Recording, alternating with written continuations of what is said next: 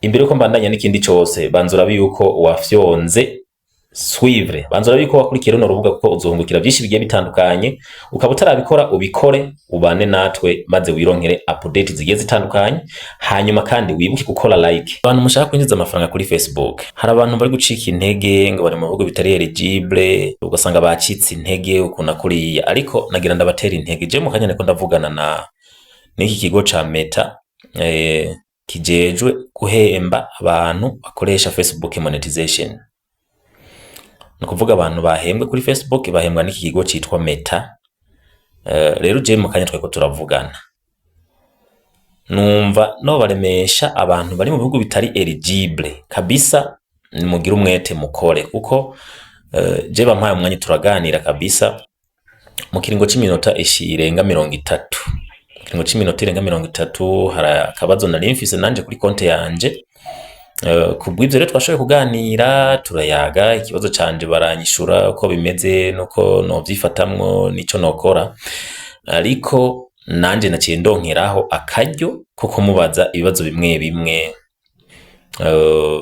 nagiye gushobora kubasha kubabaza kandi banyishuye kandi ni sawa. Niyo mpamvu mu bibazo bimwe nababajije harimo n'iki kijanye na eligibility y'ibihugu bigiye bitandukanye, nashoboye kuvugamwo bimwe, harimo n'igihugu ciwacu, igihugu c'u Burundi, ko abenshi bariko barankurikira bazi ko twumva runo rurimi rw'ikirundi.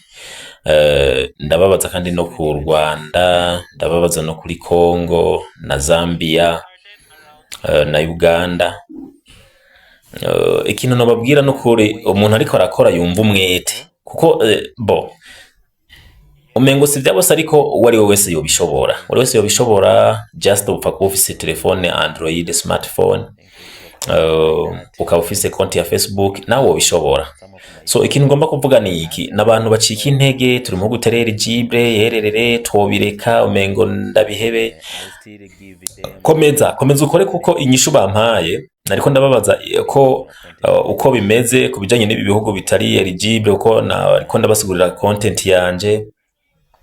Ndababwira ko hari ibibazo mbazwa n'aba follower banje bari interesse n'ibi byo kugeza amafaranga kuri Facebook. Ndababaza ati none ikibazo duhura naco ko aba follower bacu batubaza kuri iki kibazo, hari ivyizigiro mw'ibi bihugu ndabidondagura.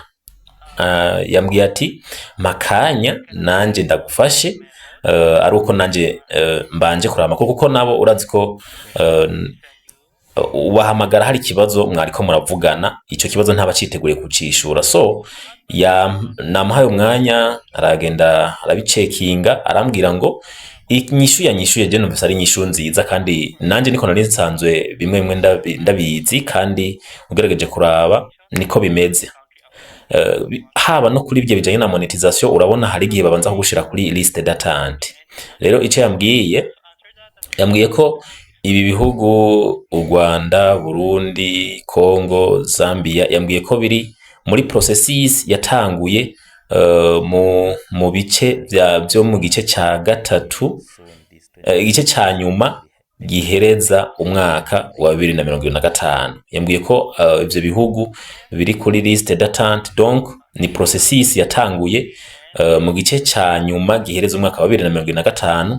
Ambwira ati bishoboka ko muri uyu mwaka wa 2026 ivyo bihugu navyo bishobora kuja kuri liste y'ibihugu biri eligible for content monetization. So nibaze rero yuko ata muntu yocika intege ngo ariko arakora vya Facebook monetization, ngo ariko arashaka kwinjiza amahera kuri Facebook hanyuma akagira intambamyi yuko ari mu gihugu kitari eligible. Ikintu wokora ubaka system ya kuko anytime igihe uzokumva monetization iratanzwe uzorogreta cyane, kuko ibi bihugu bindi byo bamaze kuronka monetization urashobora kuba munganya n'aba followers, mukanganya n'ama views, mugasanga amafaranga wewe winjiza kubera ukurikiranwa n'abantu bari mu gihugu kitari eligible, ugasanga kurusha nk'incuro nka 5 canke 10 amafaranga yinjiza kuri views zimwe no kuri no kuba followers bamwe. Wanashaka mbere ugasanga uranumurusha n'ama followers, ugasanga uranumurusha n'ama views, mugabo ugasanga amafaranga we yinjije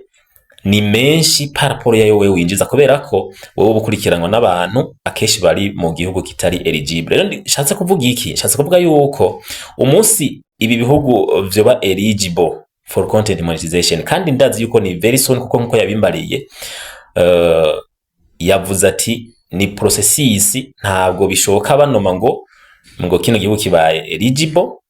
Oya, ni processes barashobora gufata nk'ibihugu bitatu kazobona baravyajuse birabaye eligible. Bivuze iki? Wewe uzoba warubatse konti yawe, uzoba ufise aba follower, uzoba waradugije konti yawe igeze kure, muri ico gihe ni uzotangura guhembwa amafaranga menshi kameme. Ico urumva ko cyumvikana. Rero bisigura iki? Umuntu hari hose igihugu rimwo, wewe ite kukubaka konti yawe, ariko utitaye ngo mbega mpembwa ryari mpembwa, kuko ibi bihugu byose byabaye eligible navyo byafashe processes nkiye ibi bindi bihugu ndiko ndababwira biriko birafata. Mu minsi uzoza wumva navyo biri ku rutonde, kandi mu ivyo bihugu nyene abantu ba mbere bari bamaze gutangura gukora kubaka amakonti yabo nk'ibisanzwe nyene nk'uko nyene tuko turabikora, nibo bantu ba mbere ubu binjiza amafaranga menshi, binjiza agatubutse ku makonti yabo. So ntagira umuntu acika intege mu by'ukuri uko yanyishuye, ni kandi si ibintu yovuga ngo nivyo yanyishuriye aho nyene, ahubwo nawe yabicekeye inzara avuga ngo ibi bihugu navyo biri muri processes. Rero iyo bavuze ati ikintu kiri muri processes, ni ku rutonde, hari ivyo bagenda biga ko, hari amakontra bagenda bahana n'ibigo bigiye bitandukanye, haba ibijanye na payment n'ibindi bagenda biga ko, bakavuga ati iki ni sawa, iki kirashoboka, reka iki dukoreshe gutya, haba mu bindi bigo baba bakorana biri hanze ya Meta canke ya Facebook, babwirizwa gukorana mu bijanye n'amatagisi iki.